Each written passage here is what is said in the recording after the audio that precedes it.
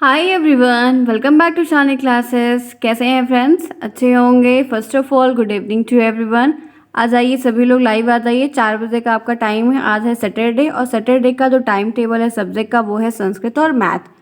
पहले मैं यहाँ पे आपको संस्कृत दे रही हूँ, फिर नेक्स्ट क्लास आपकी मैथ की होगी। आज की टाइम टेबल टेलीग्राम पर दिया गया है, वहाँ पर आप देख लीजिए। ओके, कल की जो क्लास थी नोट्स बना लिया होगा ना। शाम को देते हैं, इसीलिए आप चाहिए तो रात में लिखिए, आप चाहिए तो सुबह लिखिए। अपना लिख के रिवाइज करते रहिए। रिवाइज क्यों करना है? क्योंकि जो जो सब्जेक्ट में एक दो चैप्टर हो गया है उसका टेस्ट मैं कभी भी ले सकती हूँ। लाइव टेस्ट लूँगी, इसका ध्यान रखिएगा, ठीक है। टेस्ट में मैं लाइव रहूँगी ताकि आप लोगों को आंसर भी करना पड़ेगा, तो उसके लिए प्रिपेयर होते रहिए। हर एक चीज़ को मैं आपको एक दिन पहले ज़रूर बता दूंगी कि आपका इस सब्जेक्ट का टेस्ट होने वाला है। तब कोई भी आपको एक्सक्यूज़ नहीं चलेगा, आप नहीं आए, नेट नहीं है, कुछ भी नहीं। प्रिपेयर कर लीजिएगा। मैं 2 दिन पहले सबको अपडेट दूंगी, सबको अवेलेबल होना पड़ेगा, कोई भी रीज़न नहीं चलेगा, ठीक है। तबीयत खराब हो तो बात की बात है, अदरवाइज़ नहीं। बहाना मत करना कोई भी, ठीक है, क्योंकि बहुत अच्छे से समझाया है और नोट्स भी दिया हुआ है, तो ये आपको तैयार रख के चलना है, ठीक। अब आज की टाइम टेबल के हिसाब से संस्कृत की क्लास है। 25 नंबर का ये पेपर आपका होगा, इस बात को ध्यान रखिएगा, ठीक है। अब 12 नंबर से अगर कम आया तो बैक लग जाएगी। 11 नहीं लेके आना है। मेरी क्लास में किसी को भी 11 नहीं लेके आना, no single one allowed to be. आप लोग को इतना नंबर कम ले आके बैक लेनी, ऐसा कुछ भी नहीं। प्रिपेयर करिए, बैक लग जाएगी, ध्यान रखिएगा। अब यहाँ पर जो टॉपिक हम आज संस्कृत का पढ़ेंगे वो यहाँ पर लिंग और वचन के बारे में पढ़ेंगे, ठीक है। बहुत साधारण सा टॉपिक है जो हम हमेशा से पढ़ते आए हैं हिंदी ग्रामर में, वही हमको उसी टॉपिक को आज हमको संस्कृत में पढ़ना है। बहुत सारे टॉपिक ऐसे हैं जो दोनों में सिमिलर हैं, तो प्रॉब्लम नहीं होगी, हम अच्छे से कर ले जाएंगे। सबसे पहले करना क्या है, अपनी क्वालिटी को इंक्रीज़ कर लीजिए ताकि आपको क्लियर दिखाई दे।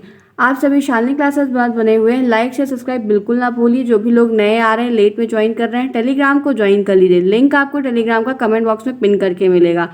चलिए स्टार्ट करते हैं फिर क्लास को। क्लास स्टार्ट होने चल रही है, आप लोगों को क्लास को लाइक करना है, लाइक करना किसी को नहीं भूलना है, ठीक है। तो ये है चैप्टर 3, 2 चैप्टर मैंने आपको करवा दिया है। आज हम सबसे पहले जो बात करेंगे टॉपिक है लिंग के बारे में। तो लिंग के बारे में आप समझते हैं, अब हम यहाँ पे परिभाषा, उसके और टाइप्स, वो सब कुछ देखेंगे, ठीक है। अब आइए टॉपिक की तरफ आगे बढ़ते हैं। जैसे यहाँ पर लिंग के बारे में, तो लिंग से क्या समझ रहे हैं, लिंग क्यों ज़रूरी है, ताकि आप पहचान पाएँ कि स्त्रीलिंग है या पुल्लिंग है, पुरुष जाति का बोध हो रहा है या स्त्री का हो रहा है या नपुंसक लिंग का हो रहा है, कुछ पता तो चलना चाहिए। नहीं तो आप किस लड़े रहेगी लड़की, लड़का बुलाएंगे, लड़का रहेगा लड़की बुलाएंगे, मार पिटाई हो जाएगी, ठीक है। तो यहाँ पर जो लिंग है वो बहुत ज़रूरी है। अब देखिए लिंग का शाब्दिक अर्थ क्या होता है, तो चिन्ह होता है। लिंग का शाब्दिक अर्थ क्या होता है, चिन्ह। 1 नंबर का प्रश्न आपको बहुविकल्पी वाला बनेगा, ऑब्जेक्टिव टाइप क्वेश्चन बनेगा कि लिंग का शाब्दिक अर्थ क्या होता है, तो आपको चिन्ह आ जाएगा, आपको आकार आ जाएगा, आपको जाति आ जाएगा, आपको बोध आ जाएगा, तब आपको जो है चिन्ह पे टिक करना होगा। 1 नंबर का प्रश्न इस पैराग्राफ में यहाँ पर ये बन जाएगा, ठीक है। दूसरा प्रश्न आपको बनेगा, लिंग किसे कहते हैं। एक प्रश्न, लिंग को परिभाषित करिए, लिंग से क्या अभिप्राय है, लिंग से आप क्या समझते हैं। एक ही क्वेश्चन आपको 4 रूपों में पूछ लेगा। लिंग की परिभाषा, जिस शब्द से संज्ञा या सर्वनाम की स्त्री या पुरुष जाति के होने का बोध होता है उसको लिंग कहते हैं। फिर से पढ़िए, जिस शब्द से संज्ञा या सर्वनाम की स्त्री या पुरुष जाति के होने का बोध होता है उसको हम लिंग कहते हैं। उदाहरण आपको देना रहेगा, बालका, चटका यानी कि चिड़िया, फलम, ये क्या है, ये संस्कृत में आपको लिंग के उदाहरण हैं।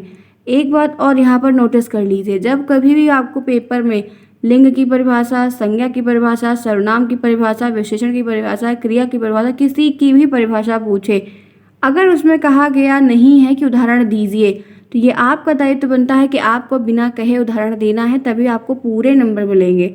अगर ये जरूरी नहीं कि उसमें लिखा हो तभी आप उदाहरण, जी नहीं। अगर आप कोई भी परिभाषा पूछी जा रही है किसी भी में, आप अगर परिभाषित उसको कर रहे हैं तो उदाहरण भी आप देंगे बिना कहे, तभी नंबर पूरा मिलेगा। कॉपी राइट करने का एक अच्छा तरीका है, आपको प्रॉपर करना होगा, ठीक है। इंप्रेशन अच्छा बनेगा, नंबर अच्छे मिलेंगे। आगे आइए, तो ये यहाँ तक हमने क्या समझा, लिंग शब्द का अर्थ क्या होता है, 1 प्रश्न। लिंग की परिभाषा क्या होती है, 2 प्रश्न। तो ऊपर की इतनी सी लाइन में 2 प्रश्न मैंने आपको संस्कृत के बता दिए जो लिंग सेक्शन से बनेंगे। चलिए आगे, आइए आगे चलते हैं। लिंग के कितने भेद होते हैं, आपको ये प्रश्न बहुविकल्पी में आएगा, तो भेद में आपको ये संख्या के रूप में पूछ लेगा। लिंग के कितने भेद, 3, 4, 5, 6 ऑप्शन में देगा। तब 3 पे टिक करेंगे। यही बन जाएगा स्त्रीलिंग, पुल्लिंग, नपुंसकलिंग और यहाँ पे उभयलिंग ऐसे करके कुछ और दे देगा, या फिर ऑल लिख देगा उपयुक्त सभी। तब आपको उपयुक्त सभी पर टिक करना होगा, क्योंकि स्त्रीलिंग, पुल्लिंग, नपुंसकलिंग ये तीनों इसके भेद होते हैं। तो भेद से जो प्रश्न आएगा ये आपको संख्या के रूप में भी आएगा, ये आपको नाम के रूप में भी मिल जाएगा। ठीक है, 2 तरीके से बन जाएगा एक ही क्वेश्चन। संस्कृत में लिंग के कितने भेद होते हैं? 3। लेकिन एक बात और बताना चाहती हूँ, यही साथ ही साथ सुनिए, हिंदी में जब कभी बात आएगी तो 2 होते हैं, एक स्त्रीलिंग और एक पुल्लिंग। लेकिन संस्कृत में जब बात आती है तो स्त्रीलिंग, पुल्लिंग और नपुंसक लिंग भी होता है। ठीक है, ध्यान रखिएगा, नपुंसक लिंग भी संस्कृत में होता है। हिंदी में नपुंसक लिंग की कोई वैल्यू नहीं होती है, सिर्फ संस्कृत में है। तो संस्कृत में लिंग के कितने भेद हैं? 3 होते हैं, स्त्रीलिंग, पुल्लिंग, नपुंसकलिंग। स्त्रीलिंग, नपुंसकलिंग, पुल्लिंग। ध्यान रखिएगा, गलती मत करिएगा, बहुत ही क्लियर बता रही हूँ, वरना आधे से ज़्यादा लोग 2 बता देते हैं, गलत हो जाता है। आइए अब एक एक को देखते हैं। पुल्लिंग क्या होता है? वे शब्द जिनमें पुरुष जाति का बोध होता है, या जिनसे भी कह सकते हैं, वे शब्द जिनसे पुरुष जाति के होने का बोध होता है उसको पुल्लिंग लिंग कहते हैं। एक ऐसा शब्द, एक ऐसा संज्ञा सर्वनाम का शब्द जिससे ये प्रदर्शित हो रहा है कि उससे पुरुष जाति का बोध हो रहा है, पुरुष का भाव आ रहा है, पुरुष का अर्थ निकल रहा है, वो पुरुष दिख रहा है, पुरुष समझ में आ रहा है, पुल्लिंग की बात हो रही है, तो वो पुल्लिंग कहलाते हैं। वे शब्द, वे संज्ञा या सर्वनाम शब्द जिससे पुरुष जाति का बोध होता है उसको पुल्लिंग कहते हैं। ये हुई एक सिंपल सी परिभाषा। उदाहरण देखिए, बालका लड़का है, जैसे हिंदी में बालक लिखते हैं ना, संस्कृत में बस ये आहा की जो बिंदी यहाँ पर है यही इंक्लूड करना है, ध्यान रखिएगा। और जो पुल्लिंग के केस में होता है वहाँ पर ज़्यादा लग जाता है, स्त्रीलिंग के केस में थोड़ा कम लगती है, कहीं कहीं लगती है, सब जगह नहीं लगती है। जैसे आपको एक बात बताऊँ, याद होगा, ये है अजा, अजा यानी कि बकरा, तो बकरा क्या है? पुल्लिंग है, तो इसके साथ ये आहा की बिंदी लगी, लेकिन जब यही स्त्रीलिंग में लिखेंगे तो ये हो जाएगा अजा, और ये स्त्रीलिंग में यहाँ पे आहा की बिंदी नहीं लगेगी। तो थोड़ा ध्यान रखना है इस चीज़ को कि सब जगह ये आहा की बिंदी संस्कृत है, तो इसका मतलब ये नहीं कि आप हर जगह इंक्लूड कर देंगे, ध्यान रखिएगा, गलती मत करिएगा। अब देखिए क्या है, जैसे बालका है, लड़का है, तो बिंदी लग गई है, संस्कृत में है, पुल्लिंग की जाति का बोध है। गजा है, हाथी है, तो हाथी आप समझ रहे हैं पुल्लिंग है। मयूरा है, मोर और मोरनी अलग अलग होते हैं, ठीक है, जो हम लोग पंख देखते हैं वो मोर होते हैं, मोरनी के पास पंख नहीं होता है, मोरनी इतना ऊपर नहीं उड़ पाती है, उड़ती है मतलब उतना नहीं उड़ती जितना मोर उड़ता है, वो जो रंग बिरंगे पंख दिखते हैं वो मोर होता है, वो मोरनी नहीं होती है। ठीक है, तो यहाँ पर अश्वा है यानी कि घोड़ा, काका यानी कि कौवा, तो ये सब क्या है? ये सब पुल्लिंग जाति का बोध कर रहे हैं, तो ये सब क्या है? पुल्लिंग के उदाहरण है। आपसे प्रश्न बनेगा पुल्लिंग किसे कहते हैं, तो पुल्लिंग की परिभाषा लिखिएगा, उसके बाद आप उसके उदाहरण बताइएगा। एग्जाम्पल आपको सबका बताना है, ध्यान रखिएगा, चाहे वो हिंदी सेक्शन में कोई बात पूछी जाए या संस्कृत में। क्लियर है? सबको समझ में आया होगा, यहाँ तक सारे लोगों को समझ में आएगा। एक सिंपल सी परिभाषा अभी तक मैंने आपको बताई। आइए आगे, थोड़ा पहचान भी है, देख लीजिए। पुल्लिंग की पहचान में एक प्रश्न बहुत ज़्यादा यहाँ पर आता है, आपको अलग अलग प्रश्न दे देगा, कहेगा कि बताइए इसमें पुल्लिंग शब्द कौन सा बहुविकल्पी में ज़्यादा आएगा। अधिलघुत्री में भी याद आता है कि अन प्रत्यय से बनने वाले 2 पुल्लिंग शब्द लिखिए, जैसे आत्मन, राजन, मनन, पूजन, ऐसे आपको कई सारे शब्द आपको दिखेंगे जिसमें आपको अन प्रत्यय से, इसमें आत्मन में अन प्रत्यय से बना हुआ है, राजन में अन प्रत्यय लगा हुआ है। प्रत्यय का मतलब पीछे, वो पढ़ा है ना, उपसर्ग और प्रत्यय। उपसर्ग यानी कि आगे जो शब्द जुड़ता है और प्रत्यय यानी कि पीछे। तो यहाँ पर देखिए आत्मन, राजन, ठीक है, ऐसे बहुत सारे शब्द होते हैं, ये क्या होते हैं? ये सब पुल्लिंग होते हैं। तो आपको जब भी कभी ऐसे शब्द दिखें, आत्मन, राजन, मनन, पूजन, ऐसे कभी भी आपको लास्ट में अन प्रत्यय वाले जब भी शब्द दिखे तो वो हमेशा पुल्लिंग होते हैं। पहचान ध्यान रखिएगा कि जब भी कभी ऐसा कुछ भी दिखता है तो वो क्या है? अन प्रत्यय वाले शब्द हैं और वो पुल्लिंग है। ठीक है, तो पहचान में है अन प्रत्यय लगने से, अन प्रत्यय लगाकर जो शब्द बनते हैं वो पुल्लिंग कहलाते हैं। आप 1-2 बार याद करेंगे तो ये चीज़ आपको यहाँ पर क्लियर हो जाएगी कि अन प्रत्यय से जो बने होते हैं वो पुल्लिंग कहलाते हैं, आत्मन और राजन।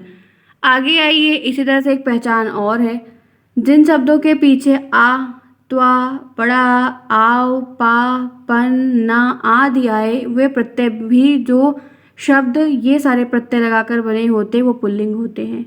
कौन कौन से? छोटा आ, त्वा, बड़ा, आव, पा, पन, ना। जब भी किसी शब्द में आपको ना प्रत्यय दिखे, आपको पन प्रत्यय दिखे, आपको पा प्रत्यय दिखे, आपको आव दिखे, उपसर्ग और प्रत्यय पहचानना सीखना होगा, तभी आप इस चीज़ की पहचान कर पाएंगे। तो वे हमेशा क्या होते हैं, पुल्लिंग होते हैं। जैसे मना, तो यहाँ पर ना प्रत्यय है। तना, ना प्रत्यय है। वना, ना प्रत्यय है। शेरा, ना प्रत्यय है, आ यहाँ पर है। रामा, आ प्रत्यय है यहाँ पर। कृष्णा, यहाँ पे आप देख सकते हैं ना प्रत्यय है। स्थित्व ए त्वा वाली जो बात थी ये आ गई। यहाँ पर देवता, देवता देवत्व, त्वा आ गया। मोटापा, ये पा आ गया। चढ़ाओ, आओ हो गया। आओ प्रत्यय है कि नहीं, बुढ़ापा, तो यहाँ पे आबड़ा आ गया। पन, ये पन आ गया। लेन देन, ना आ गया। तो ये प्रत्यय लगाकर जो भी शब्द बने होते हैं वो पुल्लिंग होते हैं। वो क्या होते हैं, पुल्लिंग होते हैं। पहचान ध्यान रखिए, 2 पहचान बताइए, भूलिएगा नहीं, क्योंकि प्रश्न आपको ऑब्जेक्टिव में आएगा, गलतियां आपसे हो जाएंगी, इसीलिए क्लियर बता रही हूँ आपको। इस बात को बहुत ही कंठस्थ करके ध्यान रख लीजिए। ओके, आगे चलिए। नक्षत्र के नाम पुल्लिंग होते हैं। नक्षत्र जितने भी होते हैं सब पुल्लिंग होते हैं। सूर्य, चंद्रा, राहु, आकाश, शनि, बुध, बृहस्पति, ठीक है, शुक्र, मंगला, ये सब क्या है, सब पुल्लिंग होते हैं। ठीक है, ग्रहों के नाम, नक्षत्रों के नाम पुल्लिंग होते हैं। नेक्स्ट, 4th पहचान, देश के नाम पुल्लिंग है। भारता, चीना, ईराना, यूराना, रूसा, जापाना, अमेरिका, पाकिस्ताना, ये सब क्या हैं, ये सब पुल्लिंग है। ठीक है, देश के नाम पुल्लिंग होते हैं। आगे आइए, पर्वतों के नाम पुल्लिंग होते हैं। हिमालय, विंध्याचला, सतपुड़ा, आल्पसा, यूराला, कंचनजंगा, एवरेस्टा, फ्यूजियामा, कैलाशा, माउंट एवरेस्टा, तो ये सब क्या हैं, ये सब आपके पुल्लिंग है। कौन से हैं, पर्वत के नाम पुल्लिंग। तो 5 पहचान मैंने आपको बताई। यहाँ तक क्लियर हुआ होगा कि नहीं, एक बार फिर दिखा देती हूँ, ध्यान से देखिए। पहचान है पुल्लिंग की पहचान, अन प्रत्यय से बनने वाले शब्द, आत्मन, राजन जैसे, ये पुल्लिंग होते हैं। ऐसे शब्द जिसमें छोटा आ, बड़ा ता, पा, आ, व, पन, ये सब प्रत्यय से बने हैं, सब पुल्लिंग होते हैं। नक्षत्रों और ग्रहों के नाम पुल्लिंग होते हैं। उसके बाद चौथा है, देश के नाम पुल्लिंग होते हैं, पर्वत के नाम पुल्लिंग होते हैं। तो ये पुल्लिंग का जो टॉपिक था, क्या प्रश्न बनेगा, क्या पहचान है, क्या उदाहरण है, वो बता दिया। उम्मीद है किसी को कोई प्रॉब्लम नहीं हुई होगी, बहुत ही इजी स्टेप था। ठीक है, ध्यान से करिएगा, कोई प्रॉब्लम होगी तो पूछ लीजिएगा, मैं आपको बता दूंगी। अपने डाउट को लिख के रख लीजिए, जैसे आप जो सब्जेक्ट पढ़िए, जितना मैंने पढ़ाया है उसके डाउट एक पेज में लिख के रख लीजिए। जब लाइव आऊँ तो पूछूंगी मैं आपसे, क्या दिक्कत है तो वहाँ पूछ लीजिएगा। आइए आगे चलते हैं, दूसरा देखते हैं, स्त्रीलिंग। पहला पुल्लिंग, दूसरा स्त्रीलिंग। जिस शब्द से संज्ञा या सर्वनाम की स्त्री जाति का बोध होता है उसको हम स्त्रीलिंग कहें। एक ऐसा शब्द जिस संज्ञा या सर्वनाम का एक ऐसा शब्द जिससे ये प्रदर्शित हो या झलके या दिखे कि वहाँ पर स्त्री का बोध हो रहा है, स्त्री का भाव निकल कर आ रहा है, स्त्री की चीज झलक रही है, तो वहाँ पर स्त्रीलिंग होगा। तो स्त्रीलिंग की एक परिभाषा यहाँ पर क्लियर हो गई। उदाहरण में शिक्षिका, बालिका, अजा। ठीक है, यहाँ पर बिंदी मत लगाइएगा, ठीक है, ध्यान रखिएगा। तो यहाँ पर आपको स्त्रीलिंग का जो भेद था, स्त्रीलिंग की जो परिभाषा थी वो मैंने आपको बताया, और स्त्रीलिंग का जो उदाहरण था वो भी मैंने आपको बताया कि जिस शब्द से संज्ञा सर्वनाम की स्त्री जाति का बोध होता है उसको हम स्त्रीलिंग कहते हैं। आइए आगे चलते हैं, इनकी भी पहचान वगैरह देखते हैं, कैसे आप पहचानेंगे, कुछ नियम तो इनके भी हैं। देखिए, छोटा, छोटी, छोटा आ, ई, ऊ, बड़ा ऊ आदि से समाप्त होने वाले शब्द स्त्रीलिंग होते हैं। ध्यान रखिएगा, ठीक है। छोटा आ, बड़ी, छोटा ऊ से समाप्त होने वाले जो शब्द होते हैं वो हमेशा स्त्रीलिंग होते हैं। जैसे कन्या, तो कन्या में बड़े आ की मात्रा लगी है। अजा, बड़े आ की मात्रा है। विद्या, बड़े आ की मात्रा है। लता, विद्या, बड़े आ की मात्रा। रमा, बड़े आ की मात्रा। माला, बड़े आ की मात्रा। लक्ष्मी, बड़ी। नदी, बड़ी। गौरी, बड़ी। देवी, बड़ी। तरी यानी कि नाव, ठीक है। वधु, बड़ा ऊ। तनु, बड़ा ऊ। तो यहाँ पर ये ध्यान रखिएगा बहुत ही क्लियर तरीके से कि जब भी वैसे शब्द जिसमें बड़ा आ लगा हो, बड़ी ई लगा हो, बड़ा ऊ लगा हो, इनसे समाप्त होने वाले जो शब्द हैं वो हमेशा स्त्रीलिंग में होंगे।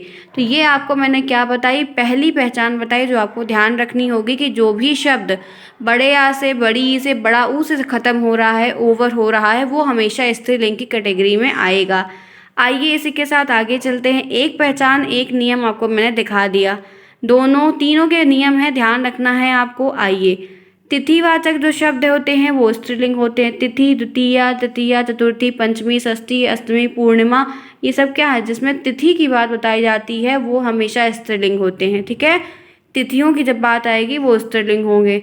अब आइए स्त्री शब्द की पर्यायवाची जो होती है वो सब स्त्रीलिंग होती है। स्त्री की जो पर्यायवाची है अबला है, कांता है, नारी है, महिला है, ललना है, विनीता है, वामा है, भार्या है, भारती है, भगवती भी कहा जाता है। तो ये सब क्या है, ये सारे पर्यायवाची जितने भी हैं सब स्त्रीलिंग में है। ठीक है, तो ध्यान रखना है कि कहाँ पर आपको क्या बताना है। ओके, आइए इसी के साथ आगे चलते हैं। यहाँ पर मैंने आपको 3 बता दिया। अब नेक्स्ट देखिए, 4th देखिए, ये विंशति से लेके नवति तक संख्यावाची जो शब्द होते हैं वो भी स्त्रीलिंग में आते हैं।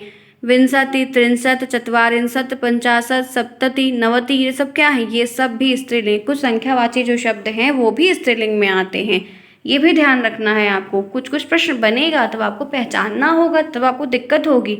संस्कृत एक अच्छा सब्जेक्ट है, ध्यान से करिए, प्रॉब्लम होगी तो बताऊंगी।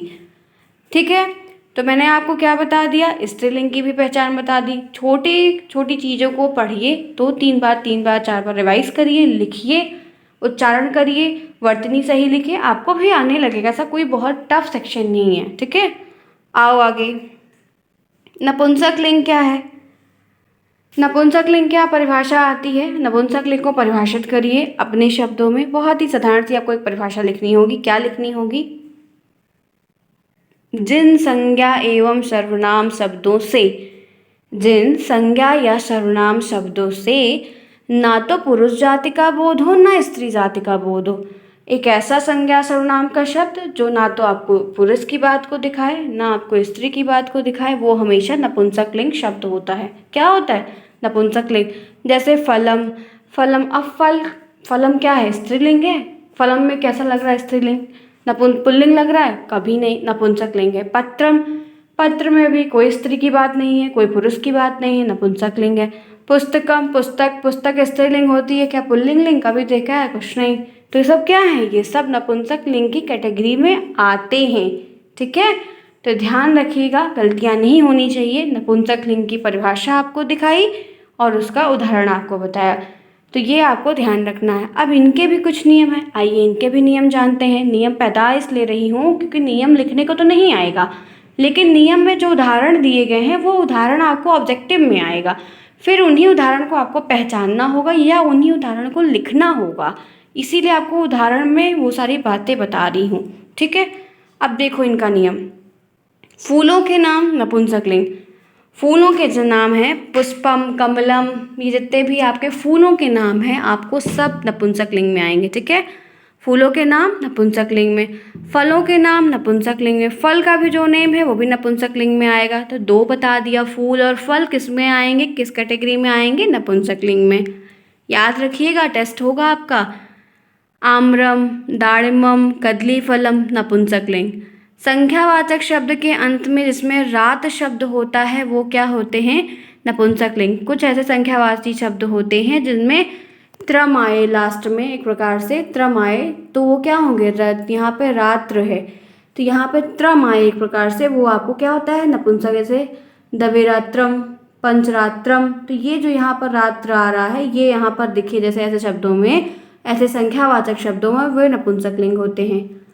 आइए चौथा देखिए, क्रिया विशेषण शब्द नपुंसक लिंग होते हैं।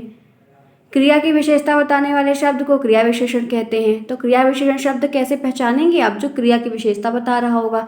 जैसे अश्वा शीघ्रम धवति, तो धवति मतलब क्या है, भागना, चलना।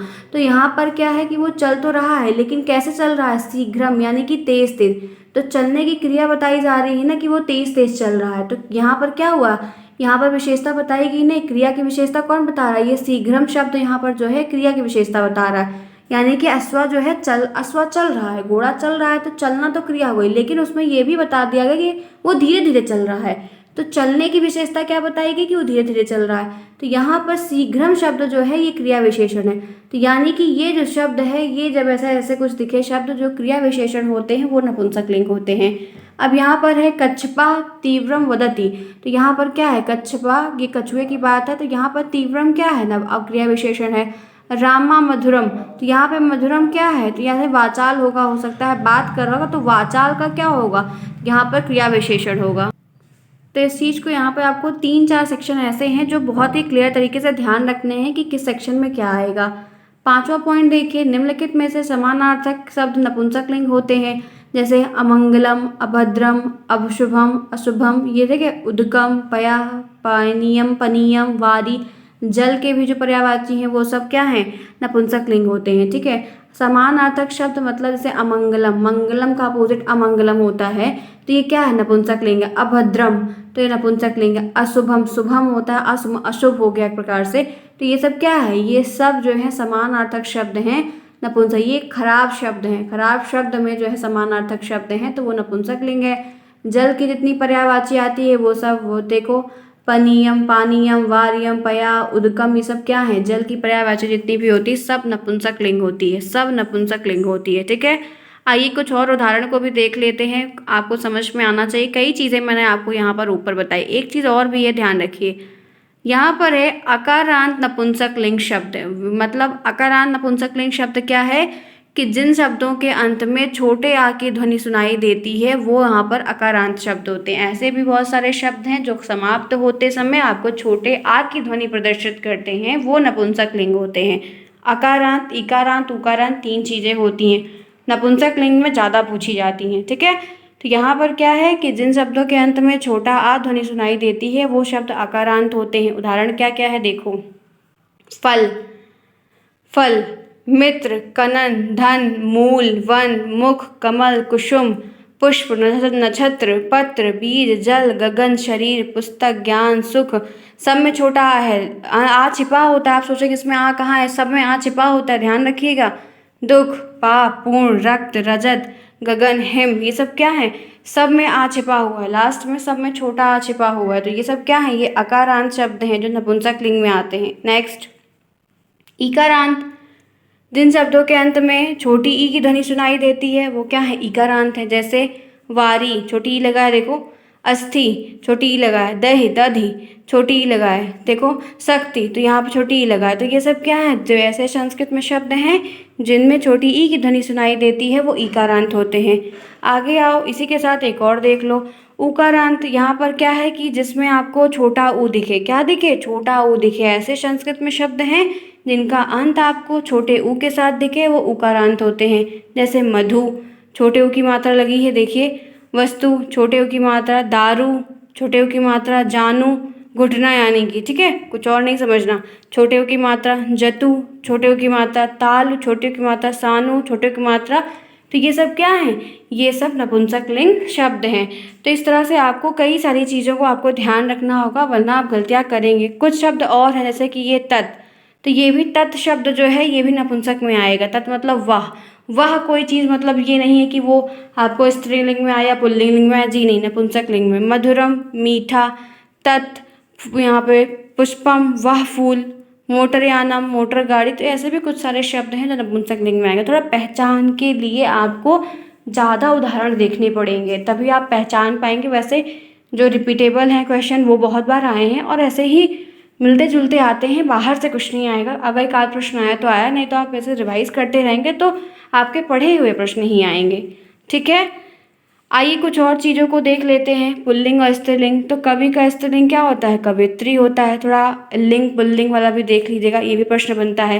विद्वान का विदुषी होता है, नेता का नेत्री होता है, महान का महती होता है, क्या होता है, महती। साधु का साध्वी होता है, दादा का दादी होता है, बालक का बालिका होता है, घोड़ा का घोड़ी होता है, तो 8 हो गया। शिष्य का शिष्या होता है, छात्र का छात्रा होता है। तो ऐसे आपको पुल्लिंग और स्त्रीलिंग भी ध्यान रखना है क्योंकि प्रश्न बन जाएगा कौन किसका पुल्लिंग है कौन किसका स्त्रीलिंग है, तो ऐसे प्रश्न आपको आएंगे। क्लियर है यहाँ तक। नेक्स्ट क्या है, वचन। आज की इस क्लास में हम यहाँ पर सिर्फ लिंग के बारे में देखेंगे। वचन की जो क्लास है वो आपको नेक्स्ट क्लास ऑफ संस्कृत की होगी तो मैं आपको बताऊँगी। ठीक है, यहाँ तक सबको समझ में आया होगा। 24 मिनट की क्लास हुई है, मुझे उम्मीद है कि सबको समझ में आएगा।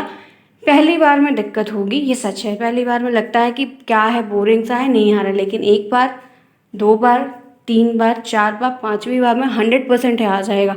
छोटी क्लास रहेगी, आपको रिवाइज करने में ज़्यादा सही रहेगा। सेल्फ स्टडी करिए, सेल्फ मोटिवेटेड भी रहिए। आइए पढ़िए। संस्कृत में उच्चारण को ध्यान रखिएगा, उच्चारण सही करेंगे, वर्तनी सही लिखेंगे, नंबर पूरा सही पाएंगे। तो लिंग आप जानते हैं हिंदी ग्रामर में, थोड़ा सा आपने संस्कृत में पढ़ा, बस आपको क्या ध्यान रखना है, आपको परिभाषा सब वही पता है सेम परिभाषा। सिर्फ उसमें जो पहचान की बातें बताई गई वही थोड़ा सा ध्यान रखना है।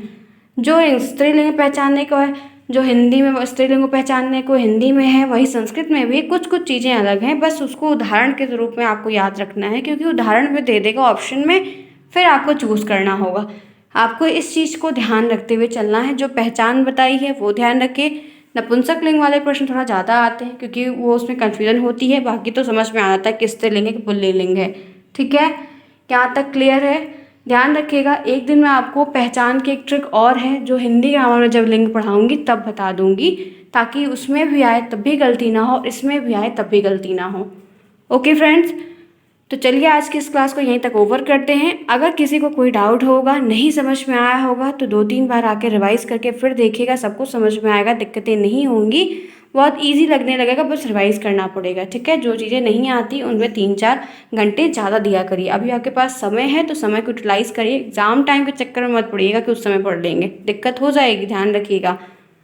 ओके फ्रेंड्स, अगर क्लास अच्छी लगी है तो जाने से पहले लाइक करते हुए सभी को जाना है क्लास को। कोई भी दिक्कत होगी पूछ लीजिएगा। नेक्स्ट क्लास में मिलते हैं, तब तक के लिए take care and thanks for watching to everyone. 5 बजे आपकी मैथ की क्लास होगी और सभी को अटेंड करना है।